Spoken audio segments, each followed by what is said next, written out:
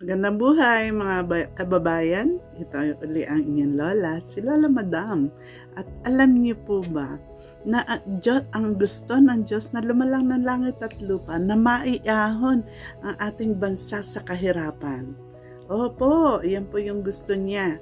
Kaya alam niyo kung anong ginagawa niya. Ito po yung sinasabi niya na meron siyang gagawin upang maiahon yung ating bayan sa kahirapan.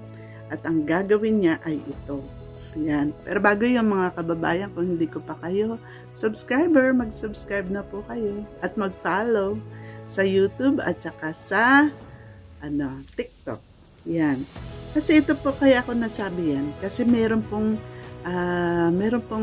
binanggit ang Panginoon kanina sa ating pakikipag-usap sa Kanya. Siyempre, ang anak ng Diyos, nakikipag-usap sa Kanya? Nakikinig at nagsasalita siya.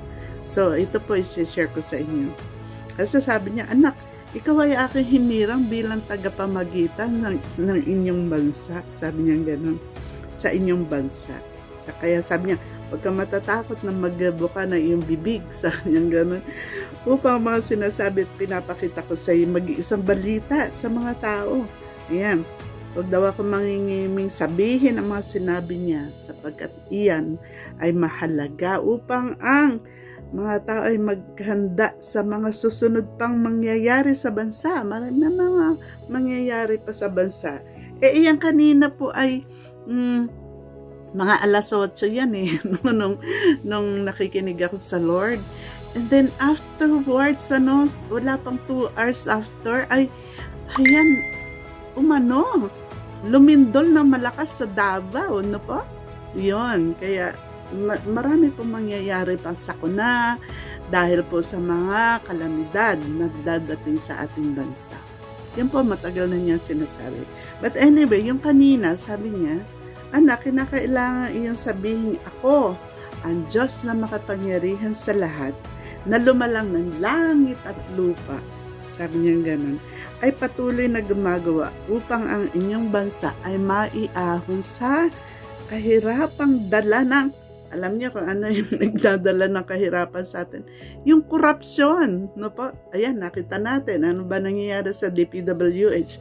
DPWH pa lang yun. What about the other na, mga sangayon ng gobyerno? Ano po, sabi niya, dala ng korupsyon na namamayani sa inyong bansa. Sabi niya gano'n, kinakailangan mawala, ito po take note, kailangan mawala sa inyong pamahalaan ang mga tiwaling opisyal. Yan, kailangan mawala yan. At ang Diyos sabi niya, maging sino man sila. Sabi niya gano'n, maging sino man sila, kailangan mawala sila sa inyong pamahalaan. Sabi niya, nasa naman? Kinakailangan maging malinis. Yan, kailangan maging malinis. Alin? Ang mga natitirang mga opisyal upang maibalik ang tiwala ng mga mamamayan sa inyong pamahalaan. Sabi niya gano'n. Nais kong ang inyong bansa ay tuluyang umunlad sa ilalim ng pamumuno ng inyong Pangulong Ferdinand Marcos Jr. Yan. Sabi ko, Father, yan po ba ang gagawin ni Remulla? Diba? Kaka-install lamang ni Remulla, no? As ombudsman. Ang mapanagot ang mga tiwaling opisyal sa aming bansa, yan ang tanong ko sa Lord. Sabi niya, anak, nais kong iyong malamang hindi lamang si Remulla ang aking kakasangkapanin upang maging malinis ang inyong gobyerno, kundi marami pang tao ang aking hihirangin upang ang mga tiwali ay mapatalsik sa inyong pamahalaan. So, marami pa siyang gagamitin. Kaya daw. Tapos sabi niya, maraming taong patuloy na nagsasamantala at nagpapasasa, no? Sabi niya gano'n, sa kayamanang kanilang kinulimbat. Yan, kinulimbat sa kabangyaman ng Pilipinas, kung kaya't patuloy kayong naghihirap. So, yan po yung sinabi ng Lord. Sabi ko, Lord, Opo nga Lord, gawin niyo na po yan sa lalong madaling panahon dahil nasa second half na po ng termino si PBBM. Tapos sabi niya, anak, pakatandaan mo, ako ang patuloy na gagawa upang yan ay maisakatuparan.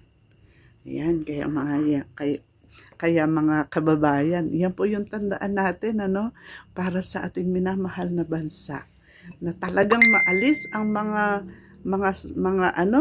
ganid sa sa kayamanan, mga sobra pagkagahaman. Sabi nga ng Lord, mga lintayang mga yan no? Parang mga balong malalim na doon natatapon yung agos ng batis natin, ng sapa natin.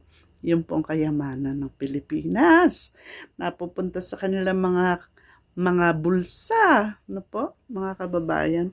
Pero tandaan po natin na ang mga iyan maaalis sa pamahalaan, lahat sila. Po? At ipanalangin natin na talagang mawala na po sila. At ang matira, yung talagang hindi naman corrupt. Amen? Yan po. So, kasi naman, sinasabi ng Panginoon na ang katuwiran at ang katarungan, yan ang nagpapaangat sa bansa. Paano kung walang katarungan? Walang katuwiran. Katuwiran, yung tama yung ginagawa, hindi yung mali, hindi yung pagnanakaw, hindi yung pagsisinungaling, hindi yung pagrebelde sa mga na-install na mga tagapamuno natin, katulad ng mga nababasa natin, yun, may mga gustong mag-alsa. Nako, kawawa kayo pagka kayo nag-alsa, mga sundalo, kasi hindi kayo hindi kayo magtatagumpay. Tapos ang mangyayari pa, mawawala pa yung mga benefits nyo, o saan pa kayo pupulutin, di sa kulungan. Kaya yun po mga kababayan, patuloy natang ipanalangin na talagang umunlad na po yung ating bansa. At yan ay isa sa mga paraan yan. Matanggal lahat ng mga tiwali, kahit sino man sila. Kahit sila ay kongresista, senador, o mga department heads, mga empleyado ng gobyerno, na mga tiwali, mawala. Yan yung ipanalangin natin. Yes, Lord. Kilala niyo po silang lahat kung sino yung mga tiwaling yan. At Lord, yes, Lord, gagawa kayo upang sila matanggal sa aming pamahalaan. Hallelujah. Thank you, Lord God. Alam po namin, uunlad ang aming bansa sa pamamagitan niyan. Thank you, Lord, in Jesus' name. Amen. So, yun mga kababayan, lagi natin ipanalangin yan. So, ayan na. Yan ang inyong lola. Si Lola Madam nagsasabi sa inyo na kapag ang Diyos ang ating gabay, kay saya ng buhay. God bless everyone. Bye!